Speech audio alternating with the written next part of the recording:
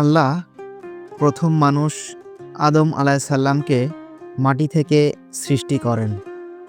তিনি ছিলেন প্রথম নবী।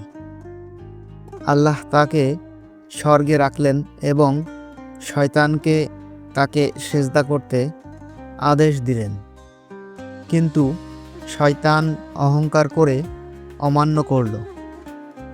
আদম আলাইসাল্লাম ও তার স্ত্রী হাওয়া আলাইসাল্লাম নিষিদ্ধ গাছের ফল খেয়ে ফেললেন, ফলে তাদের পৃথিবীতে পাঠানো হলো। তবে আল্লাহ তাদের তওবা কবুল করলেন। এই কাহিনী আমাদের শেখায়, পাপ হলে সাথে সাথে আল্লাহর কাছে ক্ষমা চাইতে হবে। বারাকা ভয়েস বাংলা, ইসলামের আলো ছড়াও হৃদয়ে হৃদয়ে।